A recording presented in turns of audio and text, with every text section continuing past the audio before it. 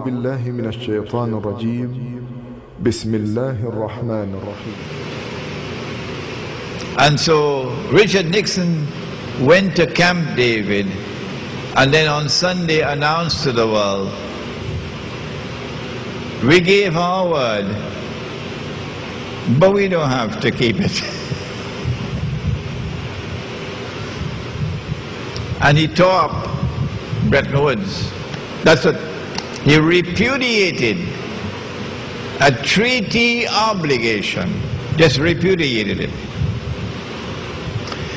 And the very foundation of international law, on the basis of which we can have an ordered world, is pacta sunt servanda. Pacta sunt servanda. The treaty obligations must be honored. Pacta sunt servanda. Treaty obligations must be honored. Surah Al-Ma'idah begins with that same statement. At the very beginning of Surah Al-Ma'idah, when you give your word, you must keep your word. And if you cannot, then seek forgiveness from Allah, give charity, free a slave, fast, and make tawbah, repent for it. But no, he said, we gave our word, we don't have to keep it. And he tore it up. So since September 1971, no paper money in the world, none, is redeemable in gold on the basis of law. It's just paper. By 1973, when the war took place between Israel and the Arabs, the US dollar had collapsed to 160 from 35, 160. By January 1980, when the Soviet Union invaded Afghanistan, the US dollar collapsed to 850 to 1 ounce of gold. And as we speak now, you can go on the internet and check. I'm sure it's somewhere around 1,000 now as I speak. Above 1,000, above, it just crossed 1,000. What happens when the value of money falls?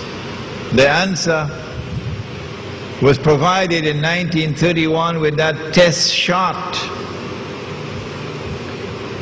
If you did not understand it, what happened in 1931 should make it clear that when the value of this money falls, people are ripped off. There's a massive transfer of wealth from the unsuspecting masses to that predatory elite. This is the biggest rip-off that mankind has ever had the misfortune to experience from the time that Adam alayhi salam set foot on earth to this day. And you don't need a degree in economics to understand it. I have just explained it to you so simply. It is so easy to understand. I didn't even have to use any sophisticated, complicated language. Even a farmer could understand what I've just explained. This is riba. And they have used this bogus and fraudulent and utterly haram monetary system as a vehicle for riba. And they have ripped off mankind, and the rip-off is complete. It's finished. They have already impoverished the masses around the world. And they have already transferred that wealth to the elite around the world, who now live in unprecedented wealth and luxury. In Egypt, in Indonesia, you should see them in their 5-star restaurants having dinner, with of course so many security guards outside. because they're scared of the poor. The rip-off is complete. True riba. And they are now set to rule the world.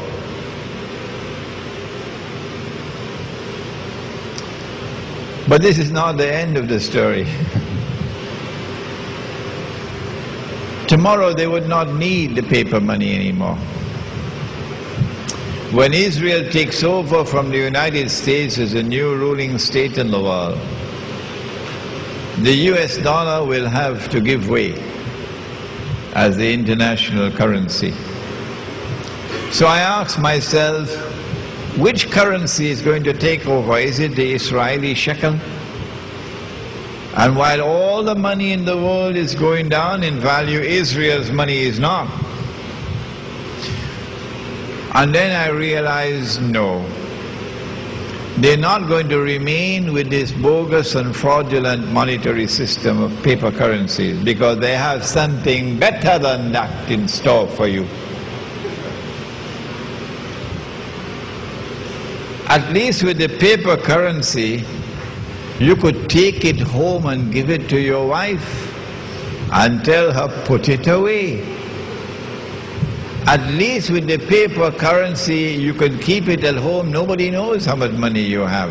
At least with the paper currency, you can give it in charity and nobody will know how much you gave and who you gave it to. They don't want you to do that.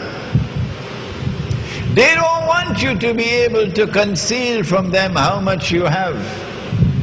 They don't want you to be able to give even 1 cent to anybody, and they don't know about it.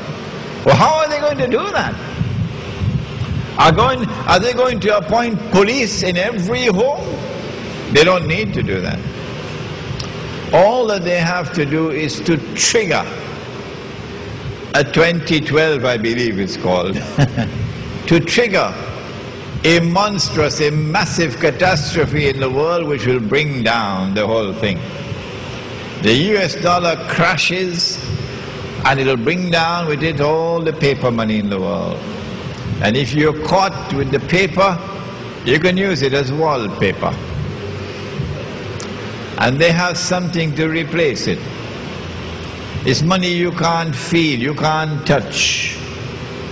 It's money you can't see.